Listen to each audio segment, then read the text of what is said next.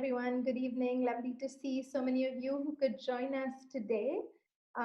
This is Trishla Telera introducing you to the power of platforms, learning from the digital transformation. So we're super excited that we have a fantastic panel for you today. I will begin by introducing ACRI, TIFA, and our partners for this evening, Goethe Institut, Pune. ACRI is Arts, Culture, Opportunities, Residencies, Workshops, Jobs in India, aka Arts and Cultural Resources in India, which we call ACRI. It is a space for knowledge exchange, information sharing, networking, and learning for cultural and creative industry professionals in India. ACRI has its chapters in Mumbai, Bangalore, and Pune. And we have also added this information in the chat section along with the link if you'd like to check it out. To introduce us, which is TIFA Working Studios, we are the Pune chapter host for ACRI. TIFA Working Studios is a multidisciplinary platform for creativity and culture. We're an inclusive space for local involvement and global exchange, facilitating critical dialogue, cultural engagement, and experimental practice relevant to our ever-evolving context. We started in 2014 and continue to do many activities both online and offline.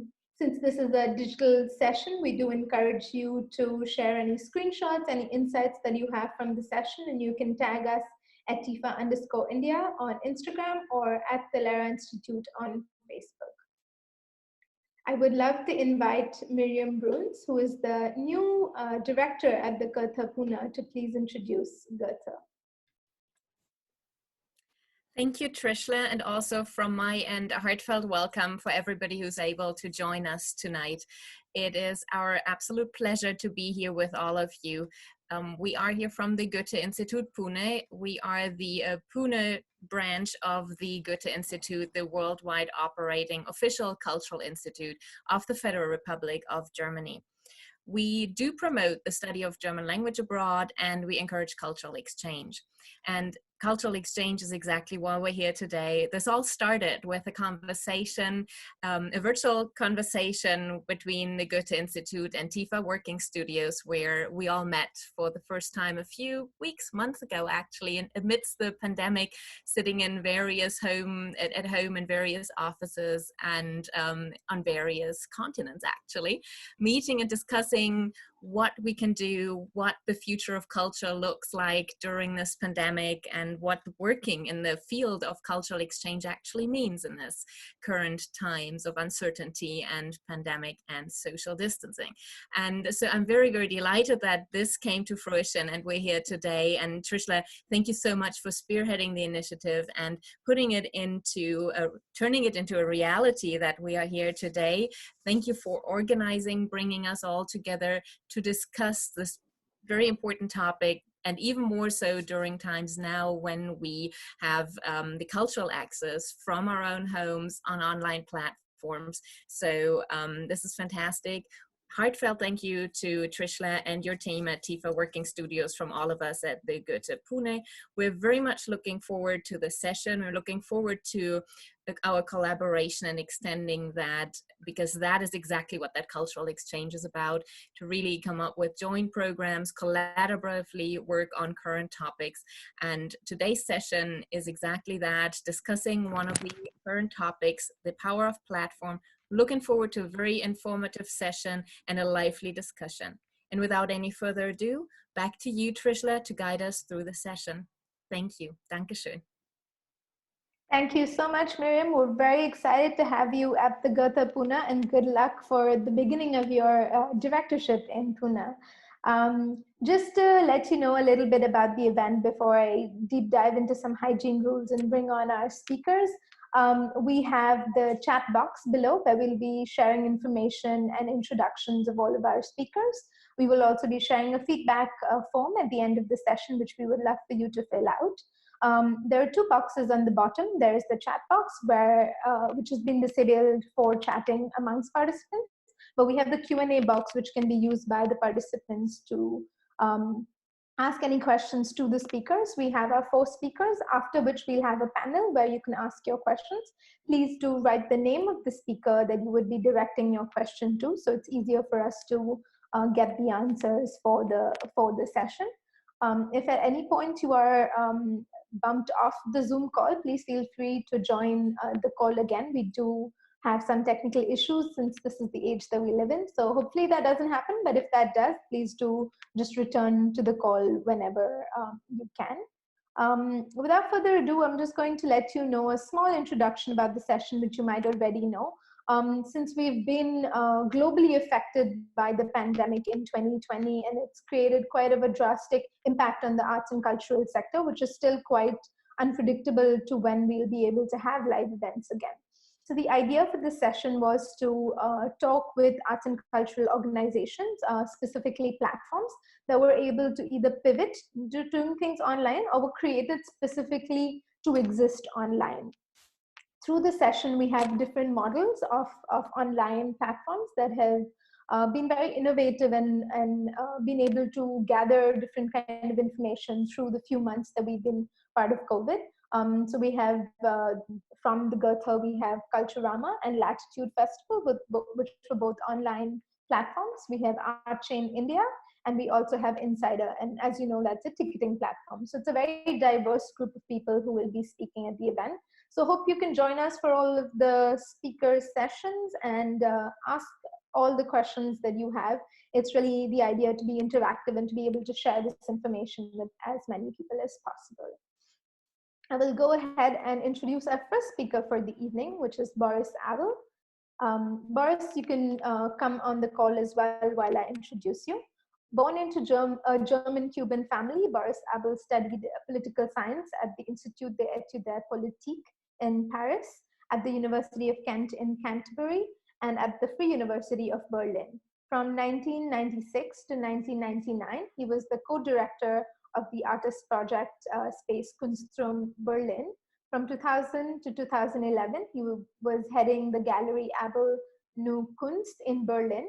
Today, he works as a seminar leader and liaison education officer, among others, for the Goethe Institute Berlin and the Foundation Memorial to the Murdered Jews of Europe, as well as a freelance curator and author.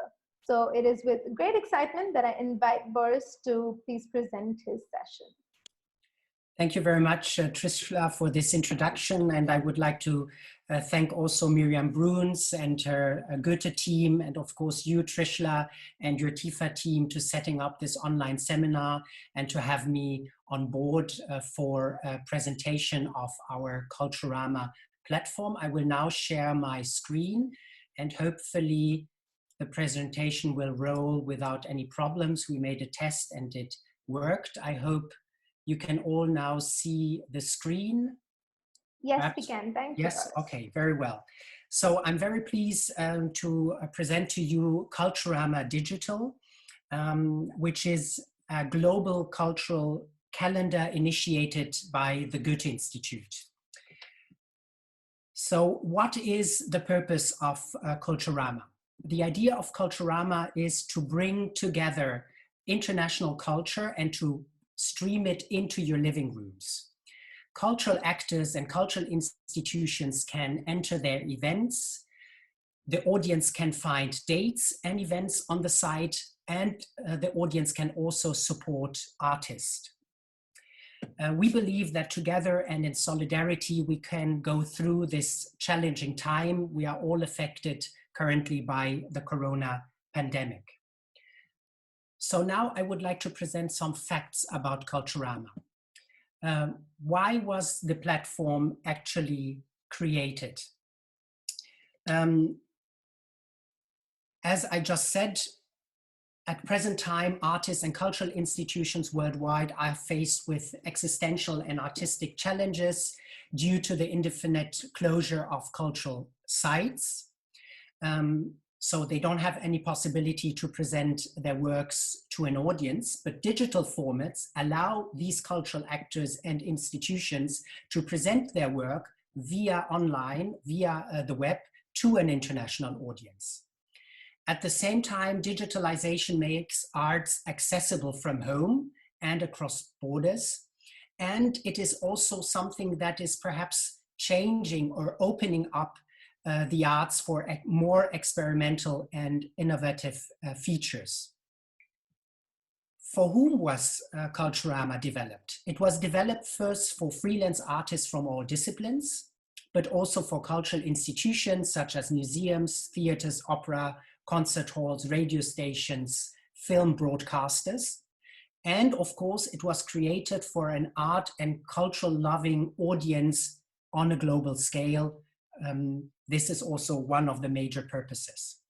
When was Culturama actually launched? It was launched on April 9th, 2020. So just 2-3 weeks after Germany went into lockdown, or at least into a partial lockdown. So how does Culturama actually work? Organizers worldwide can post their digital cultural offers. This includes live streams as well as on-demand programs. They can announce these events and share a link through our platform. Events in any language are welcome. And what is very important, Culturama is free of charge. That is, you don't have to pay as a cultural actor or as an institution anything to post your online events.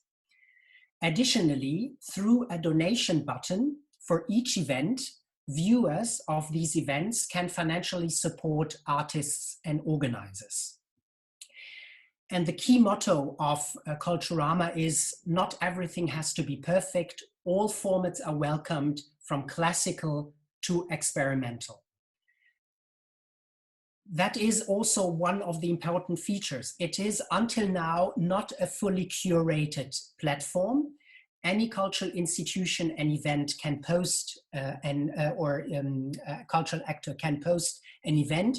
Of course, we check if this event violates the ideas and values of the Goethe Institute, but a part of that, until now, there's no curation. How do you actually post an event? And for this, we have created a short video. My colleagues Juliette Müller and Vincent Brozek produced it, and I would just like to show it to you so that you can actually see how you post an event on the platform. Welcome to Culturama Digital. This global cultural calendar brings international online events into your living room. Makers and organizers worldwide can share the live streams or on-demand offers. You just have to enter your event on this platform, find dates, et voila, your concert or exhibition, for example, are now online. Let's have a closer look. Well, it is pretty simple. On the website, click on Add Event. Decide between the two types, and then enter all details, name, description, category, time and date, time zone, cast, etc. Most importantly, add the link to your event here, and eventually enjoy the occasion of gathering donations from your viewers over here. Finally, type in your contact details, and voila, it will be online. Once the registration is completed, your event is integrated into a global calendar. Digital visitors all over the world can now follow your work and find it via search button over here. Entirely free of charge. Feel free to be part of the diverse community of Culturama, contributing with your talent and skills ranging from classical to experimental formats. Together, we can create impact and highlight artists and organizers on a non-commercial platform. Plus, we can strengthen a global cultural network through online offers to support new audiences and cultural makers from local to global. Thank you very much for your attention.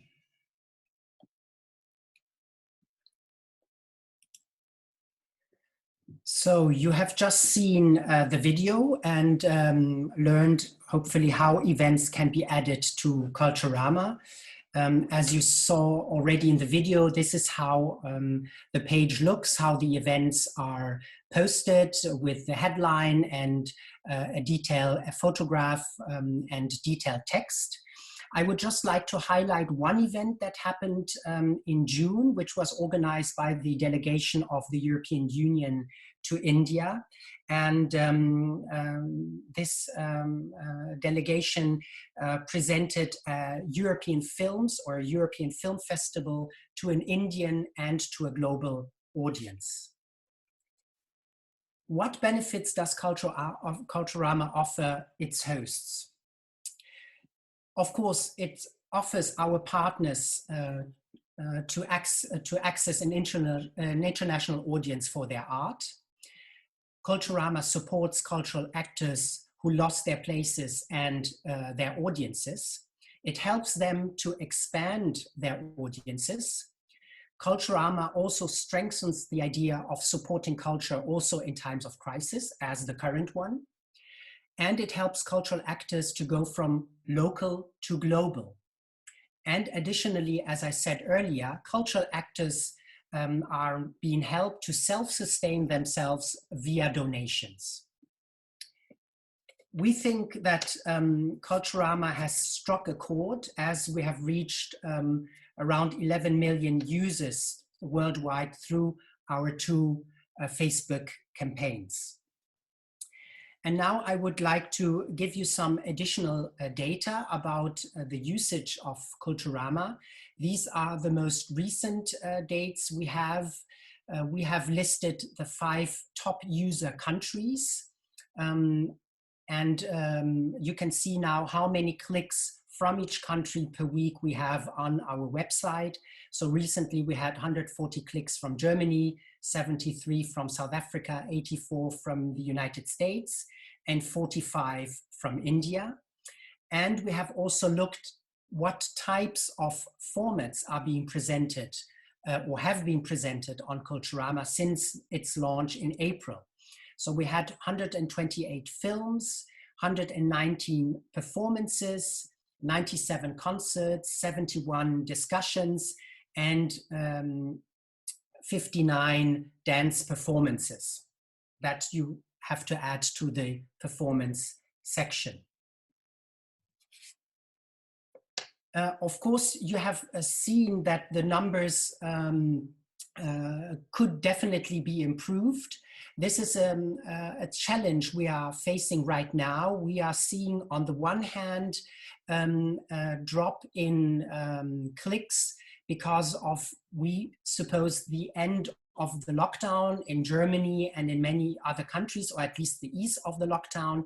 Then we have the summer break. Many cultural institutions are now in the summer break. People are on holiday. And we are also witnessing something that you could call the digital fatigue.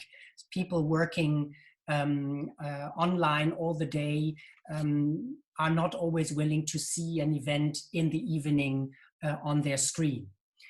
So in reaction to these figures, of course, we have been thinking, how can we develop further Culturama? And one of the major ideas would be to transform it from an event platform to a global cultural hub. But first, we would like to add some technical improvements. That would be to add event forms in different languages. Until now, we have it in German and in English. We could think of integrating an automatic translation tool, and we could implement also a thematic search function. Until now, you can look at different types of events or different formats. But if you're looking, for instance, for a certain topic like decolonization, this at the moment you can't find through the search button. So it would be important to add the thematic search function. And we are thinking, of course, of developing Culturama conceptually. This would be to transform Culturama into a hub for ideas and projects, to improve networking and the possibilities to interact on Culturama, to develop Culturama into a research platform with thematic foci, so that you can look for certain trends. This is would be the next point, to use Culturama as a global tool to analyze global or regional cultural trends through the collected data and statistics. And we would like to offer additional formats such as tutorials with life hack characters for and by artists. And another very important development would be to offer curated content. As I said earlier, it is not a curated platform as in its strict sense. Everyone can post its event, but we are thinking of introducing curated content on the platform. Which could be the next steps and what could we discuss? So these would be some questions we could discuss later on. Which cultural institutions and cultural initiatives perhaps present today in this online seminar sees a potential for joint cooperation and further development of the platform? In which direction could the platform evolve? This is something we could discuss. What are the needs of cultural institutions and cultural actors at present? What information is needed to provide qualified feedback to us, to the team, for instance? What could be a joint public relations effort look like? And how could we build a more inclusive platform? So these are questions that we are now asking ourselves and that we could debate together. One other aspect I would like to add is that the Goethe Institute is now discussing with UNIC, the European Cultural Institutes networks, to join the platform, to become one of the partners. That would be also one step in the further development of the platform, that other partners join in and become part of Culturama, not only as provider of content, but also as being part of the team and of the organization. So I will end my presentation and would like to invite you, feel free to become part of the diverse community of Culturama, contributing with your ideas and projects. We believe that together we can create an impact by highlighting artists and cultural actors on a non-commercial platform. In a time of crisis and re-establish borders, we can strengthen a global cultural network through online offers and reaching a global audience. Thank you very much for your attention, and I'm happy to answer your questions. Hi, Boris. Thank you so much for that presentation. Really appreciate you sharing with us the journey that Culturama has taken so far, and also the additions that we'll be seeing going forward. We will be taking your questions at the end in the panel. So I will ask anyone that you can ask them in the Q&A box, but they will be answered later on in the panel. I have personally used Culturama, and I think it's a fantastic tool for us to also be able to connect with global audiences, because we often say that our reach is limited by our network. So this is a fantastic way to grow our network into a more global and reach audiences all across. So thank you so much for that, Boris. I will invite Carolyn Nausser next as the speaker from Latitude Festival. To quickly introduce Carolyn, Carolyn has been an event project manager at the Goethe Institute Capital Office in Berlin in September 2018. Before joining the Goethe Institute, she worked on various cultural organizations in Germany, such as the Volksbund Berlin, Humboldt Lab Dalhem, the European Capital of Culture, and the Kalsik. I'm sorry, I'm going to completely butcher some of these German names, so I'm going to skip it and let you read it in the chat. She graduated in European Urban Cultures with an MA, and in Media Cultures as well, with Popular Music and Media in her bachelor's. The Latitude Festival was the first digital festival of Goethe Institute. It took place from 4th to 6th June in 2020. Over 3 days, the festival presented artistic contributions and debates with 72 participants from 29 countries.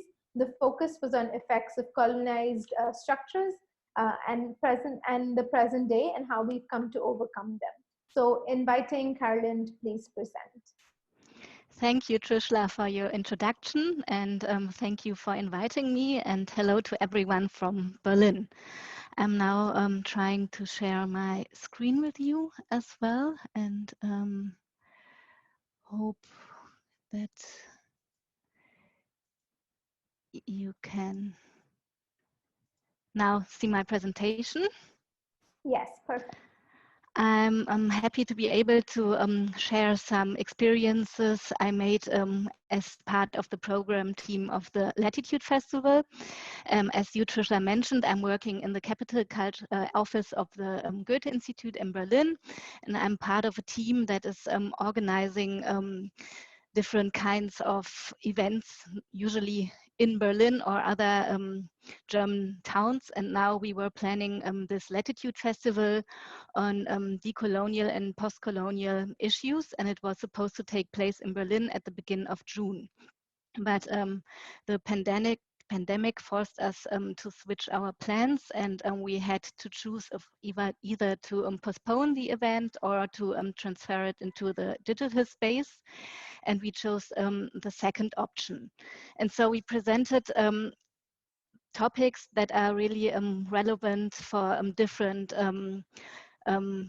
networks of the Goethe Institute worldwide. And actually we had planned to invite many persons from all over the world to come to Berlin and to network with each other and with the local scene, but this was not possible. So we decided to invite everyone to take place in this digital festival. And of course we had adapted many of the things we wanted to do, but it was also interesting to see what is possible in the digital space. And unfortunately, right now, I don't have time to talk about the important topics, but you can find everything on the website, and I'm going to concentrate on some of the organizational aspects. So the festival took place at the beginning of June for 3 days.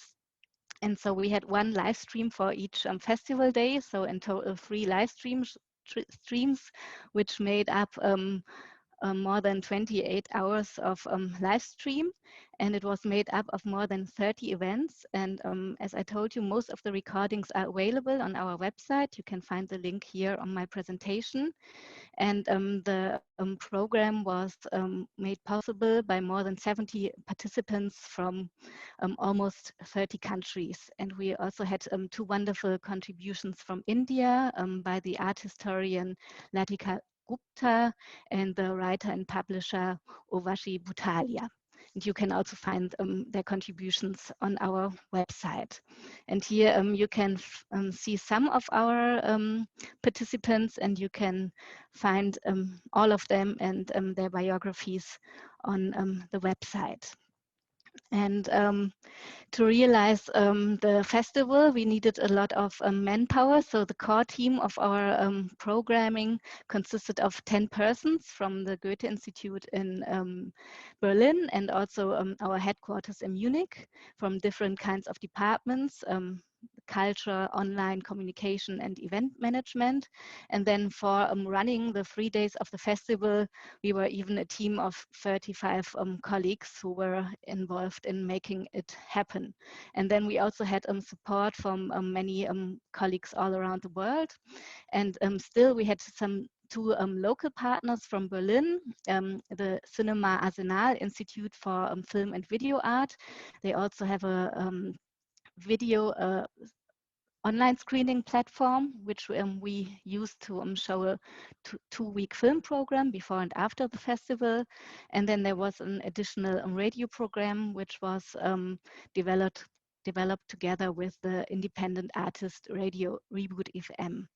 And we had, besides our colleagues, we had support by a technical team by a web agency. It's called 3PC. It's also based in Berlin, and they were also involved in the Kulturama website, and they were running the technical realizations through the 3 festival days. So like right now, we were also using the video conference tool Zoom, which worked out quite well. And to connect all the different program slots, there was an encoder software used. It's called OBS. And there the live stream was sent directly to the YouTube and Facebook channel of the Goethe Institute, and it was also available on the festival's website. And the public was able to engage through live chats via YouTube, Facebook, Twitter, and Instagram. And most of the program was in English, but we also offered some slots in Portuguese, German, and French. And there was a simultaneous interpretation which could be accessed via a separate Zoom room. And the social media community management was extremely important for the event.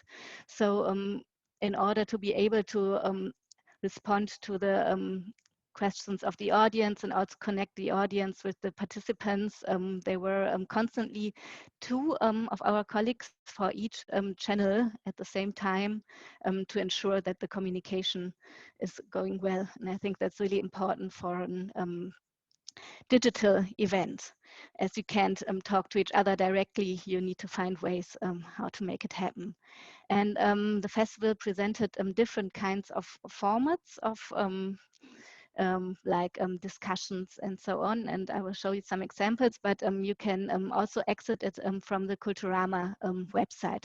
So you, when you go onto the site, you can search for Latitude and you find the recordings, but you can also go directly to our website, and then you will find the discussions and great video performances. So we were really happy that there were 3 wonderful artists who had never done a video art before, because we had invited them also to for physical performance in Berlin, but this was not possible, and so they agreed to produce their first video performances, which was really, really great. And we also had music and a collaboration with our colleagues from Salvador de Bahia. They are having a residency in Brazil, and this time the residents were not able to travel there because of the pandemic, and so they had their residency from their place where they are staying and connected digitally, and we were able to present the results at our festival. So they had some online exhibitions and talks and performances as well. And through the 3 days, we had around 18,000 visits at our website and more than 70,000 page impressions.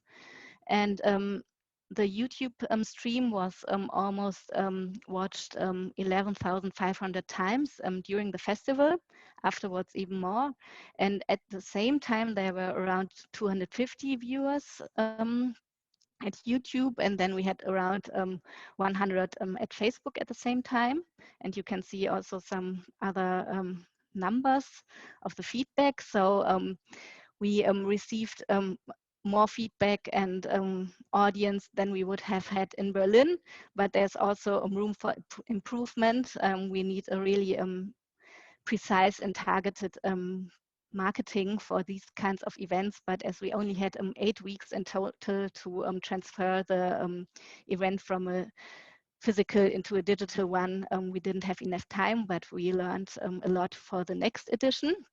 And I would like to end this short presentation with a list of top 10 visits countries from during the festival. And so you can see that the audience mainly came from Germany because we had the most press work there, but also from other countries where the speakers came from and the artists. And yeah, this was just a really, really short overview on our festival, and I will be happy to answer more precise questions in the discussion afterwards. So thank you very much. Thank you so much, Carolyn, for presenting more about Latitude Festival. It's truly exciting to see more and more digital festivals happen. Also, the challenges and the innovation that we're seeing within the sector, because at least in India, it might be a little bit longer before we are able to go back to the physical space, at least a few months. So thank you for sharing some of those insights and to show the diversity of the programming that you were able to achieve over 3 days. It does sound like quite the feat. Thank you. Next up, we have Anu George. To quickly introduce Anu George, Anu heads the growth and strategy at Paytm Insider and plays a pivotal role in growing the online events business. An IIM Bangalore alumni, she has over 5 years of experience in product management and strategy for digital businesses. So inviting Anu to please present her. There we have her. Anu, if you could also, okay, super. All right. Hi. Thanks a lot, Trishla, for introducing me. And hi, everyone. It's an honor to be here and speak here. I'm super thrilled to tell you about what we've been doing in the space of digital events, and specifically all the exciting things that we've noticed over the last couple of months as we pivoted towards the digital events model. And to be honest, it's been quite a transformational time, right, for all of us in this industry, in all the sort of related industries as well, and how things have completely changed over the last couple of months. So that's what we'll go through. I'll try to give a very high level overview of what we have noticed happen in terms of digital events on our platform. So if you don't know Paytm Insider, we are a leading event ticketing platform in the country. We are majorly into comedy, music, and sports. And in fact, we are the leading sports ticketing platform here in India. We've been ticketing, we've been the partners with most of the major leagues and teams in cricket, football, kabaddi, badminton, almost everything that is happening here on a major scale. So while I say that we have done 70,000 events over the last couple of years since we've been in the space, as obvious it is, it's been mostly into the on-ground event space because that has predominated the event industry here and globally over the last years until this pandemic hit, right? So, but when I say that, our trust with digital is not new because we've always believed in sort of building and investing in the future. And our realization and our belief for the longest time was that event going will be a digital experience in the future, and the transformational power of events and that shared experience can completely be done online. And hence, about a while back, probably late 2018, we started building this digital events technology on Paytm Insider. So this was majorly looking at the live video streaming capability, combining that with interactions and engagements, because that is the essence of events, right? It is all about shared experiences. It's about engaging with each other and with your sort of artists and so on. So that's what we've been up to. And last year in February 2019, we launched free digital events, and we started off with interactive game shows. This was a common thing of that time. If you remember, there were the HQ trivias and the locos and so on in the world, and game shows and quizzes were a major thing. So we started off with that, but then we have been iterating and experimenting with this format. We've done a bunch of really exciting formats and discussions. We had Game of Thrones or cricket-based discussions with interactions with the audience through polling and quizzing and so on. We even had some really exciting storytelling experiences, which were interactive and dependent on what your audience chooses and picks, and the narrative was moved forward. So while we were doing all these things, March happened. The pandemic hit India, and very soon we saw that physical events are getting cancelled. So, and organizers are helpless, they don't know what to do. And that's when we decided to pivot and sort of quickly turn around what we've been building, our technology so far, our ticketing technology, our sort of self-serviceable event listing technology, package everything and launch ticketed digital events. So this was March 2020.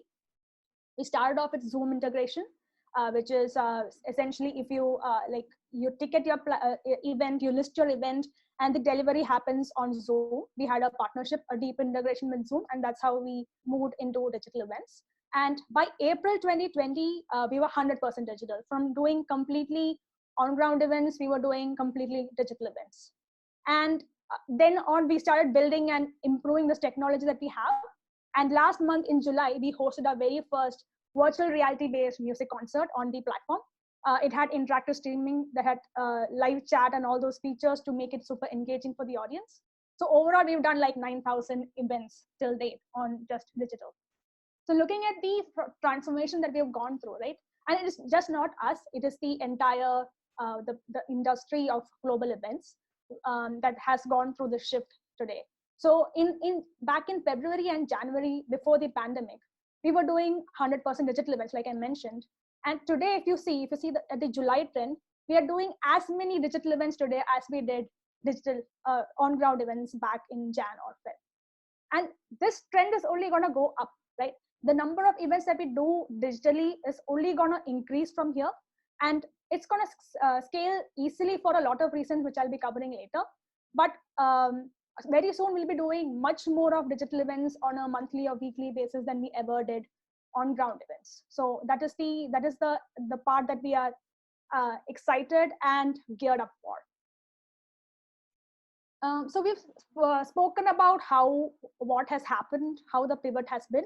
Now we'll see what are the broad trends that we've seen in terms of what are these events that are happening on the platform, right? So previously in the pre-COVID time, our events were majorly performance driven. There were a lot of music and comedy. There were parties, there were festivals, there were flea markets and all those things happening, right? It was performance, it was outdoor, obviously. And cut to today, when we're doing digital events, what we are seeing is a lot more of learning and upskilling driven events happening. And there's a lot of workshops happening, there's dance, there's baking and cooking. So there's a lot of passion driven learning that's happening today because people have the time and they don't have really anything to do at home when they're not going outdoors necessarily. And there's also a lot of professional upskilling things that are happening on the platform. For example, there is sound production, script writing, and all these things also that we see are doing well and gaining traction on the Paytm Insider digital events platform. And there are lots of art workshops, Madhubani, and all these things that are also doing spectacularly well overall on the workshop side of the learning side of things that we have seen. So in the last couple of months, out of the users who have bought digital events on the platform, 1 in 3 of everybody, all of those users have attended at least one workshop. And there's a lot of repeat as well in this, right? And from comparing the pre-COVID time, we have seen a great increase in the upskilling or the theme of upskilling being suddenly more popular among events. So that's about what kind of events that we're doing. Now we'll take a look at the organizers. So 70% of the organizers who are doing digital events today are first-time organizers on the platform. And not just that, it's highly probable that most of them are first-time event organizers in life as well, right? And this stems from specific benefits. One is digital events have low barriers to entry, right? You don't have to worry about the logistical nightmares, the additional cost associated and everything. So you have good internet, you have a head full of ideas, you have some really good solid topic you want to do an event on or teach someone something about. That's it, bang on. You can think about doing a digital event today. And the second and the sort of interesting aspect is the wider audience reach. So from the time we have shifted digital, we have seen a lot of demographic and geographical shift in the kind of audience who are interested, who are consuming this digital event content and who are coming to the website looking for this content. So previously, event going was a very metro-driven behavior, I would say, in India. And a lot of the events happened and people bought tickets from major metros. Today, that behavior has completely shifted. There's a lot more of non-metro audience who are buying these tickets, who are attending these workshops, dance workshops, the music concerts, and all these things. And it's spread across the country. That's the interesting part. So these are the benefits which come with doing digital events, but we cannot ignore the challenges that come along with it, right? One major challenge that we are facing with digital events is the need for a mindset shift. Because let's be honest, it seems very impractical that regular on-ground events are going to return for the next year or so. We are still making great progress with the vaccine and everything.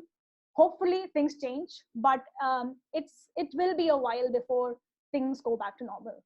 So when I say mindset shift, it is two-way. One is for organizers to really go the digital route.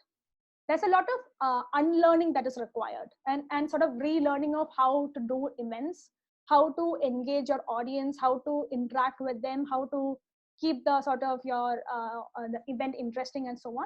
Things are very different today in the digital perspective than how it used to be a couple of months back when events were on ground. So organizers need to have a certain mindset shift and sort of easing into the process of converting their stuff digital. It is not easy. This change is not easy for anyone who has been doing events the traditional manner for a very long time. And the second part of mindset shift is the customers itself, because digital content consumption in India, it's sort of making it a paid product is very difficult. Because of the proliferation of digital content in comedy and music on the web today, a lot of it is free, and then there's a lot of it on the existing OTT platforms that people probably already have subscribed to. So paying for digital content and digital event is a challenge, is a sort of mindset shift that is slowly happening within consumers. But there is positive news here. Like when we began in April, I remember a lot of the events were super low priced or free, but we've seen that thing change. We've seen the average price per ticket going up. We've seen the number of people buying tickets going up. So that shift is happening, but it is slow. The second challenge that we have is technology. While we have been really quick in adapting to what currently exists in terms of using all the conferencing platforms and everything to quickly move to what we want to do, what has happened is that we still don't have the technology to take all kinds of events completely digital and to the best possible version. There's a lot more of innovation that needs to happen, and that's not just in India or in any specific sector, it's all across. So that is another thing to take some of these events, for example, music events, for them to go completely, truly magical like how they used to be. There's a lot more that we need to push the envelope for and get things moving in terms of technology. So that brings me to the next part of what we've been doing and how we've been trying to address these challenges as a platform. So the first important part is awareness building. We've been spending a lot of time since early April to try to build awareness about and sort of focus our energies on helping organizers convert their content digital and sort of easing them into the process of listing digital events. For example, we are fostering a community on Slack specifically for digital event organizers, where we are constantly there helping people out with their queries, be a sounding board for their ideas and so on. And also if there are any platform related queries in terms of how to list or what are the next steps, or how do I get the maximum traction for my event and all those things. A bunch of us are already and always there on the community trying to address those things. And also we've been doing a lot of training in terms of generally talking about digital events, talking about what are the different formats happening in the world, giving demos on how to use the product and so on. So a lot of hand holding has been happening from April until now to get people eased into this process of creating digital events. Coming to technology, from the very beginning, we've been very focused on making the entire digital events product completely self-serviceable for organizers and super simple to use, right? Because as I mentioned, as more and more people are coming to organizing digital events, it is super important that the entire thing runs autopilot and it is super intuitive to use and set up and host events. That's a major focus for us. Second part is the innovation part related to the point that I was talking about earlier. How do we innovate? How do we get this technology to a better place where all kinds of events are useful and can be executed? And the last part is being really fast in our turnaround in terms of technology, in terms of getting things to work soon, and having a really lean, mean team to address all this. So that's about the technology. I'll just quickly cover the new products that we've been launching. Actually, interactive streaming is something that is getting launched over this weekend. So this is a technology where we are combining this live video stream or a pre-recorded content with the kind of engagements I was talking about before. So now organizers can take a live stream from their OBS or any other encoding software, or take a pre-recorded content that they have already created and produced and stream it live like a live event at any point in time on the platform, make it ticketed, and add engagements on top of it. It can be polls, it can be Q&A questions, it can be fill in the blanks options if you want to do some really creative charades kind of events and all that. There's chat, there is custom reactions, there is emojis, and all those different bits and pieces that will make your event really, really engaging. Also, we've been working on the private events part, which is taking this entire thing that we have, what organizers have, and trying to cater to a new audience, which is the private party audience who want to do small parties at home and consume this, for example, comedy gigs and musical gigs and all these things, but within a private setting of your friends or family and so on. So that's another thing that we've been working on and we've rolled out in the recent times. We had some really interesting events over the last couple of months. For example, last month we had that VR concert I was talking about. We had over 6,000 fans join for this really immersive 360-degree video musical experience. It had Ritwis, Nuclear, and Anish Sood, popular people from the music circuit in India. Also, we've had a lot of festivals that we have run, like the Circuit Comedy Festival, where it was a 2-week or 3-week events, usually how it is structured, with a lot of comedians performing over a staggered amount of days, and something that has done really well. We've had dance workshops, we've had specific social media workshops and other such things. Again, touching back to the point I was talking about, workshops becoming a really possible, a really interesting topic in these digital events time. And that's pretty much it. That's my discussion. Thanks a lot for tuning in and listening to all these things I just talked about. Happy to take questions later. Thank you, Trishla, for giving this opportunity. Thank you so much, Anu. That was so insightful. I think you all have a lovely macro perspective on the Indian scene, and also as a ticketing platform to see and identify different trends that are happening across the country. And as a user for TIFA Working Studios as well, we've kind of been handheld by Insider to do and transition into doing a lot of online festivals ourselves. So thank you so much for that insight. I know we'll have a lot of questions. I have a lot of questions as well, but we'll wait till we have Natasha. So Natasha, inviting you to come on next as I introduce you. Natasha Jaya Singh is based in Mumbai, and she's an art consultant and founder of Carpe Art, who works with people to help them discover the art they love and build their collections. She is representing today Art Chain India, which is a informal initiative, well, formal yet informal initiative that essentially runs through a hashtag on Instagram and a primarily Instagram supported network. I believe Natasha is going to keep her video off for this session, since she is in Ladakh and might have a little bit of a lag. So we're gonna, Natasha, maybe if I could just request you to turn it on and say hi, and then you can go back off, just so we have a face to the chat. Okay, super. Hi, Natasha. Hi, and thank you for having Art Chain India on this session. As mentioned, I'm going to turn off my video because my internet is a little bit sketchy and I don't want to have any issues with the presentation.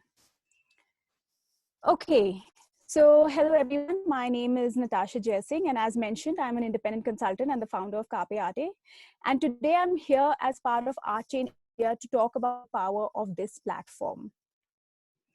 Now, Art Chain India is a platform that allows the art community to come together in support of artists in the subcontinent.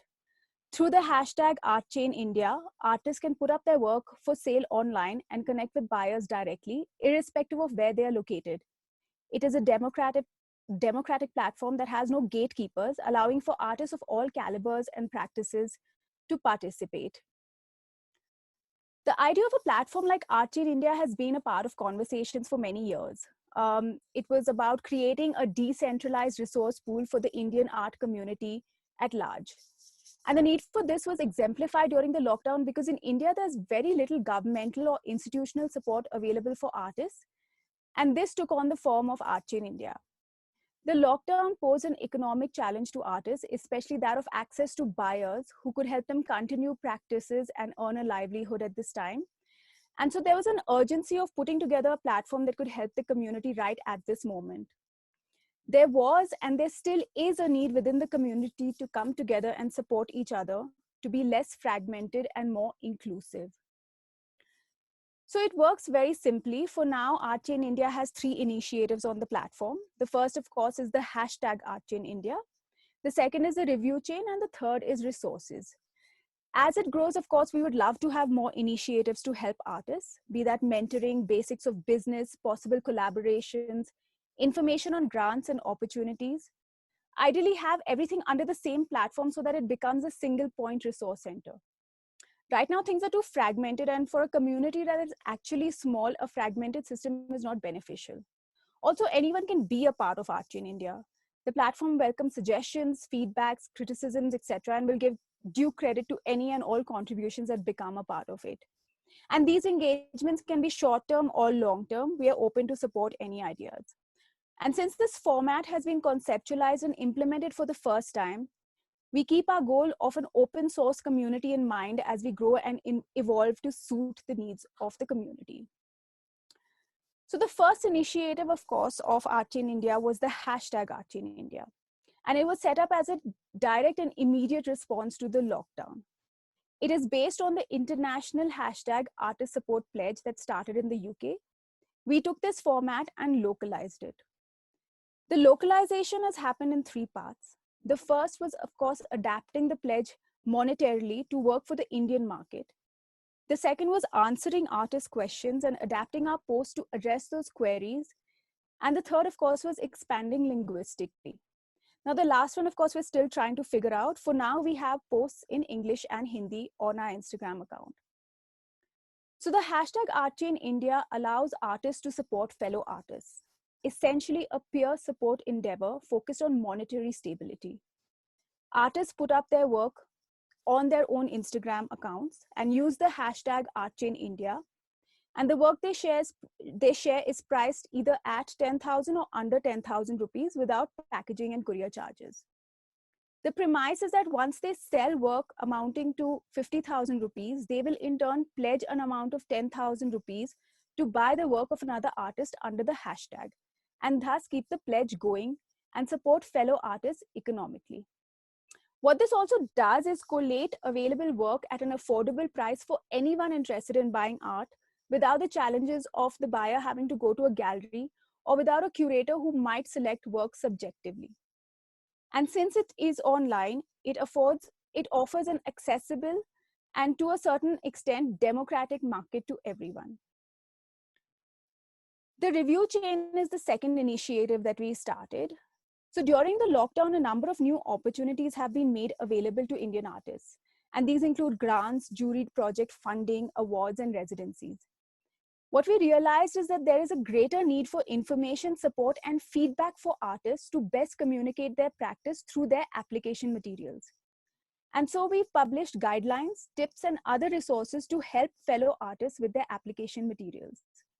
We've also organized a one-on-one review with industry specialists like artists, curators, and galleries that artists can sign up for on a first-come, first-served basis. And finally, there is a list of current local and international opportunities available for Indian artists to apply to. The third initiative is a general pool of resources. So along with resources available under the review chain for application materials, we realized that a lot of artists were struggling with the basics. And so we collated a list of resources for artists selling work online, such as authenticity certificates, invoices, how to pack flat work or 3D work, what are edition sizes, what are artist proofs, etc. And we'd like to keep adding to this list. So if we take a look at some of the numbers, ACRI in India was launched on the 3rd of May 2020. And on day 70, which was July the 11th, there were approximately 370 works that had been sold by artists, and they collectively earned over 25 lakh rupees in sales. Of course, these are the ones that we are aware of. Since this is a decentralized system, there's no way of keeping tabs on work that has sold, etc. Everything happens directly between the artist and the buyer. There are currently 7,200 plus posts listed under the hashtag ACRI in India. The review chain was launched on the 18th of June, and there were 229 artists who signed up to get their work and application materials reviewed. And there were 11 people, including curators, writers, gallerists, artists, art advisors, who offered to review this work. And we hope to have a second edition of this ready in another few months. Going forward, I'd like to say that ACRI in India is a culmination of a lot of conversations and work by a lot of people. And while Aisha and Purva are known as founders because they gave it the final push and put it out publicly, Arche in India sees itself as a team without hierarchy. And me giving this talk is a good example of that. Most of you know me as the founder of Carpe Arte, and some of you thought I was going to talk about that. But see, this is how Arche in India works. It's about individuals seeing a gap and thinking, I could help fill that gap and it would benefit everybody. So Arche in India isn't about the two people who started it. It's about a community that comes together to offer insight and skill. As a platform that is for artists to support artists, it is important for the artists to realize that they have to participate in building the community. We want it to be more collaborative, and we want every artist participating to want to give back in some way, even if it's something as small as ensuring that the hashtag is used right. So we do want to keep Arche in India decentralized and easily accessible, which means looking at how the system can overcome the language barrier. And of course, building more frameworks for newer resources. We would like for anyone to give us suggestions or want to start a new initiative that would help artists, and we will definitely credit them as part of the team. Finally, we hope to continue to create a more inclusive, open, and supportive community. And to end on the words of Audrey Tang, the idea is to design a space for people to participate and to just start small and see where it goes and just be open to ideas. So yes, so that is Arche in India. Thank you so much, Natasha. And yeah, I do hope that everybody will participate in continuing to help the community grow. Definitely, and thank you so much for sharing that with us. I am very excited to see how this platform has been created and also grown over the last few months, and just to see the amount of artists also to realize they're not coming from traditional cities or just the metros within India, and it's opened up a whole amount of visibility and access to artists across the country. So kudos, and I know a lot more coming soon, and hopefully we have more people who can join us in realizing this. At this point, I will start to ask the questions, but if as audience members you would like to ask anything, please use the Q&A tab below to ask them. Please do not ask them in the chat, but the Q&A, so that we can direct it to the right speakers. Inviting us speakers to please come back on a video so that we can start the conversation with all of you. So Anu, Boris, Carolyn, and Natasha, we already have. So super. I'm just going to kickstart maybe with Anu in terms of just understanding the landscape of where we're coming from. And I think there are a lot of similarities yet differences in the way that I see all of your presentations. So one we have is a listing platform, which is global in a certain sense. Next, we have a digital festival, which was Latitude. Then we have a ticketing platform, and then we have an informal hashtag-based platform. So really diverse perspectives of how we're able to understand the digital space and a lot of the transition that happened within these 3 to 4 months from a global perspective. So Anna, my question to you is there any kind of insights or data that we are able to understand on, because you spoke about the need for also pricing and the difficulty in pricing online events. Is there a scale of what kind of works, what doesn't work? I know this might be a slightly tricky question, but if you just have any kind of insights on that. Spot on. It's a tricky question. So what we have noticed is like how well on-ground events were priced. Today, still digital events is a fraction of what the possibility is. But we've seen prices as high as, in fact, we've seen prices as high as 20,000 or more per ticket INR, because these are events which are private and delivered to specific individuals. For example, we have one-on-one master classes that happen, right, digitally. In terms of, and we have a lot of really popular restaurant chain owners and master chefs who are doing these, which are priced at the extreme high end of a few tens of thousands of Indian rupees. But if I take the larger long tail, we are still playing in the sub 500 INR range pretty much. It has gone up, however, from a like 100 rupees in the beginning to all the way to pushing that barrier to reach 500. And we are constantly working with everyone to sort of encourage the behavior of trying to price more, because it is our collective responsibility as platforms and organizers to make digital events economically viable for all the parties involved, right?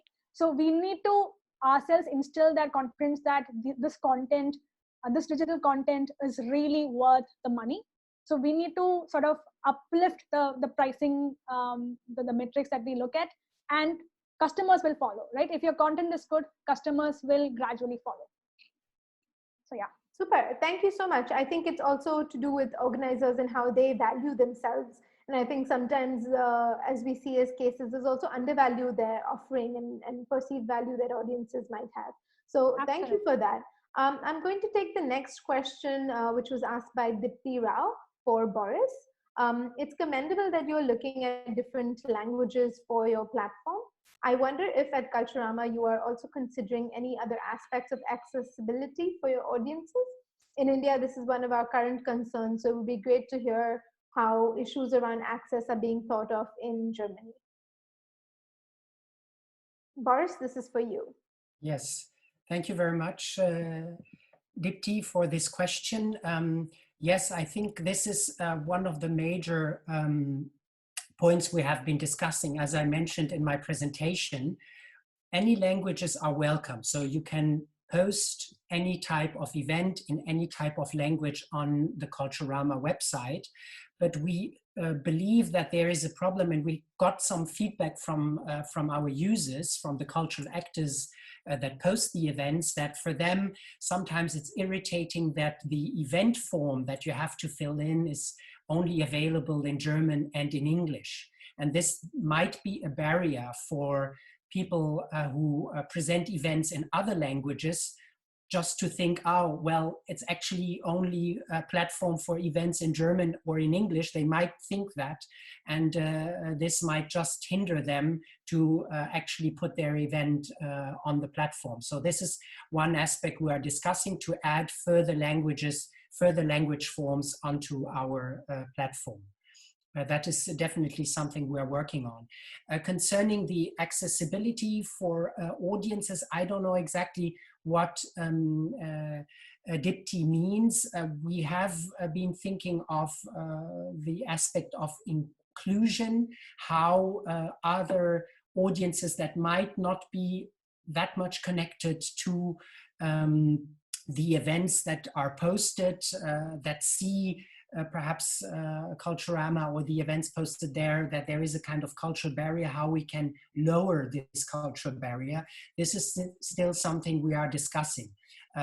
We would have to see this also with our partners or with the cultural actors that actually post the events. Until now, we consider ourselves really just as a global calendar where you post the events and we provide the design and so on, the technical support, at least for the page.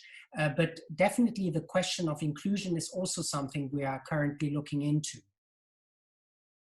Thank you so much for that, Boris. And I think accessibility, as necessary it is, it's really to figure out the nitty-gritties of how that accessibility is played out. And I think the form is a fantastic example of understanding that it's not just at the outcome, but the entire process that needs to be thought of in an accessible format. Exactly, and I might just add, we also have been thinking of introducing a translation tool so that you can translate automatically different languages, but this is also a question just of budget.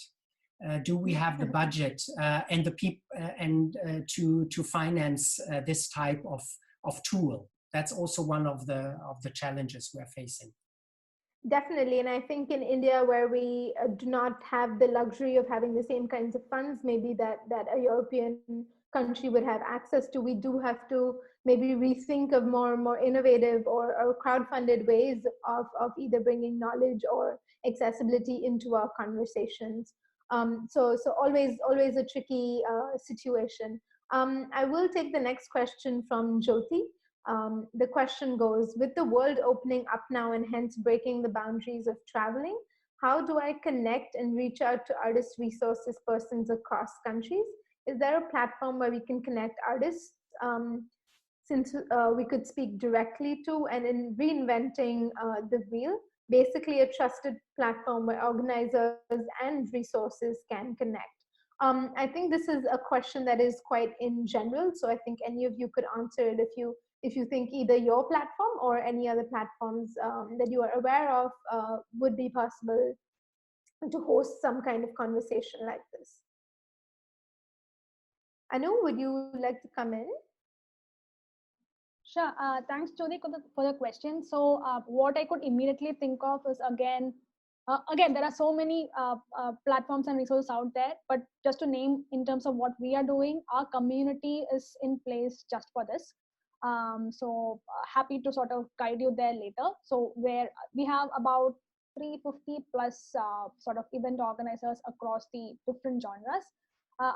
I cannot say what percentage of people will be from what specific category, but there's a great variety of artists who are there, who are trying to figure how to things like sort of get these things out. And it's an open platform. You can start a conversation, and I'm sure people will be ready to pitch in. And good to even, I'm sort of curious to know what are the other platforms where we can kind of do this together. Would anyone like to come in on this question? I have a suggestion. There is a network called the Dara Network that was built by Archana Prasad from Bangalore, which is essentially a chatbot that is kind of coded to connect and provide a platform for artists to connect with each other. It is global, and because it is on the back end of a chatbot, it is really able to take data from all the inputs that it gets and suggest and also assist collaboration. So it is an app as well as a web portal. So I suggest that anyone interested can look at that. Pratika, if you could send the link to the Dara network in the chat box, please. Yes, Boris.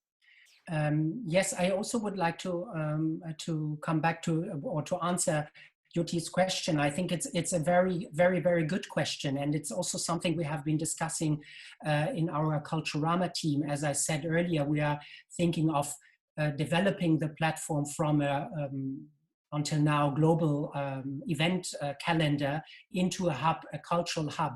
And as the Goethe Institutes are a network that is supposed to connect artists and audiences with each other, until now mostly in the analog field, that each Goethe Institute works together with local artists and connects them with the local audience, but also with the German audience and with artists from Germany.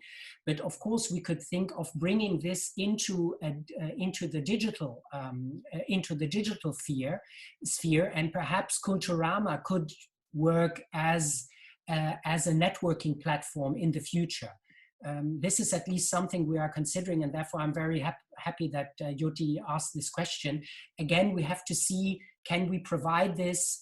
How does the Goethe Institute, the Central Institute, see the development of Culturama? Is that the way, the direction they want to go to? These are all issues we have to discuss. But definitely, it's a very important aspect. Thank you. Thank you, Boris. Natasha, I'd like you to come in to just share some insights if you've seen, because as a platform, it is definitely artists putting their work out, but it is also artists in a way supporting artists. So if you have, through the network, through the platform, heard of any stories of artists kind of supporting each other, not just through monetary, but also in terms of maybe skill share or connecting with each other? Yes, so I do know that there have been a lot of established artists who have bought the work of younger artists and then sort of gone on to mentor them and, you know, agreed to take a look at their work and give them feedback on their work. And one of the examples is an artist called Pooja Mondal. I think you are familiar with her as well. Yes. And so her work was bought by Veronica Saraf, and I can talk about this because Veronica did post about her work. And I think it was really nice for Pooja because Pooja also looked up to Veronica as an artist and looks up to her work. And so to have someone like Veronica, you know, openly buy her work and share it on her social platform saying that, you know, this is the work of so-and-so and I bought this.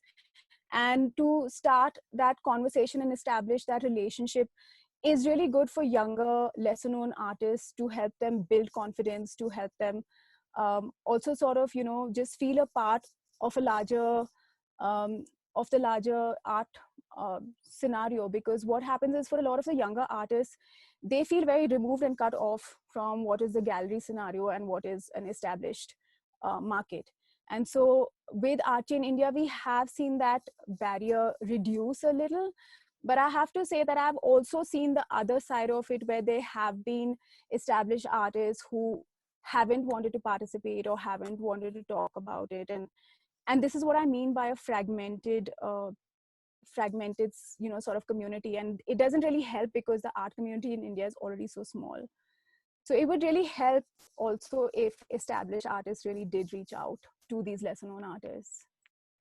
Yeah, definitely. And I do think there is a huge amount of hierarchy, especially within the visual arts sector, of who gets representation, who doesn't get representation, who gets the opportunity to speak. So I do think platforms like this and essentially models of mentorship are able to break across these boundaries, and hopefully more conversations can assist for that to happen.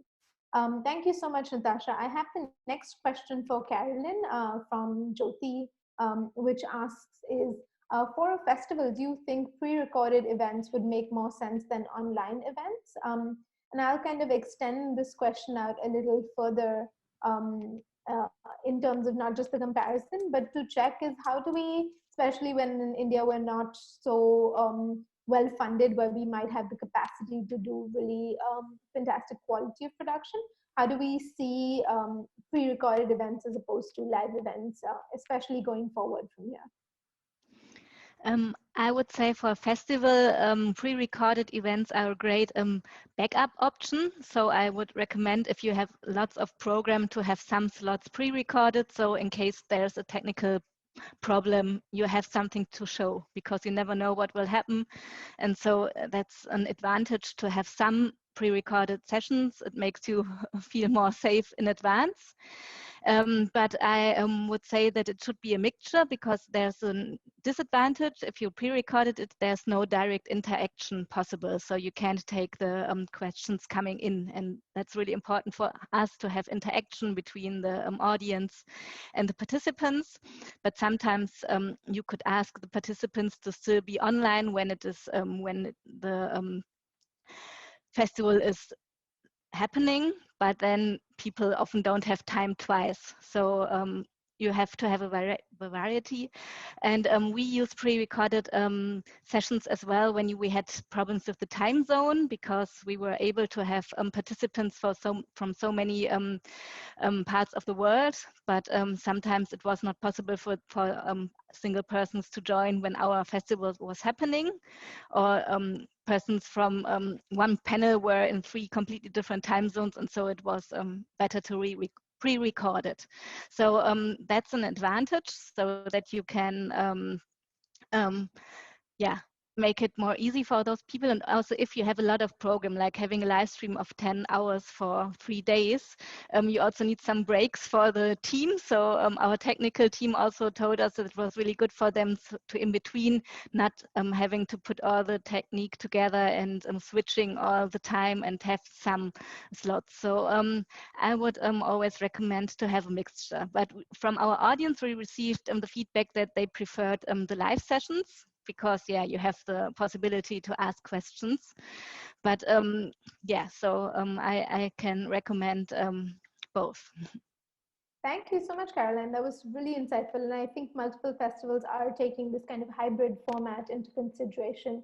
And from one of our previous networking ACRI sessions is what we heard from one of another cultural manager is, can we have pre-recorded sessions to have the quality of production, and then followed by maybe like a green room format? So we do still get the question answer format where we still can interact, but we don't kind of lose the quality of a live event in a certain sense.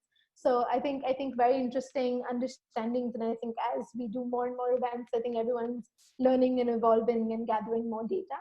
In the interest of time, I am going to take one question more from Ujjwala, which is for Anu. And I'm going to also pair it up with a second question that has come in. is, because I think the first answer is something that you've answered and is available on your website, is you help people walk through your technology, and also is there a fixed price of charges?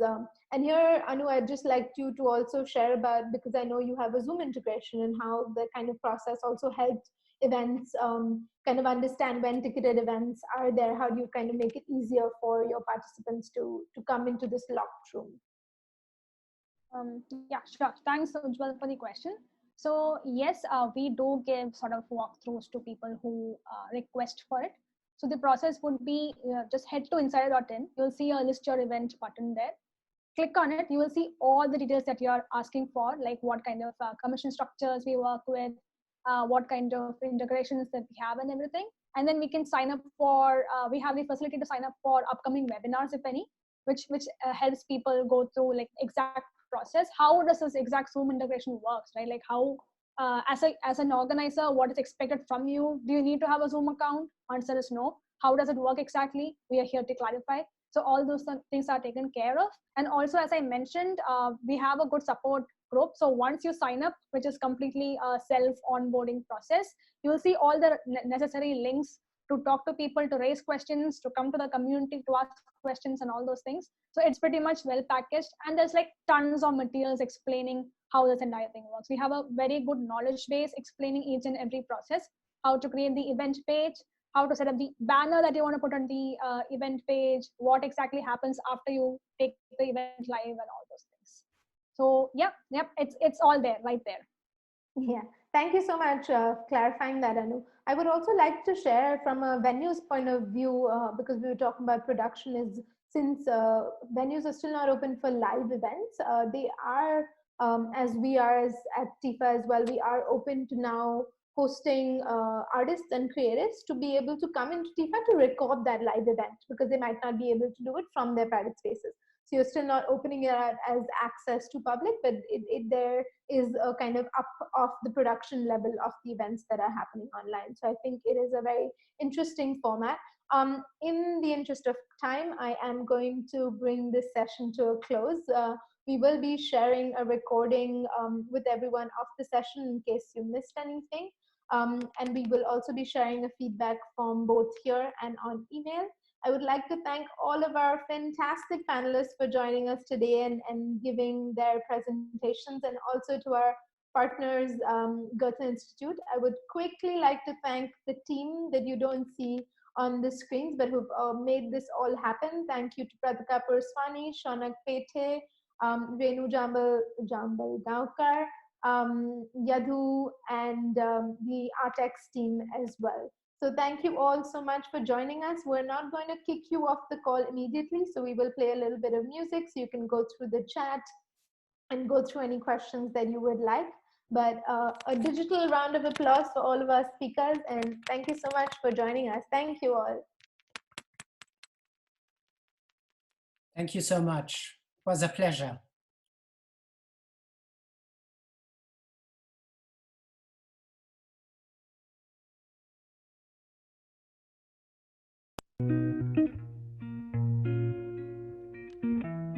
Oh, and this beautiful music is by Coco Roco, and I'll share the link if anyone would like to listen to them further.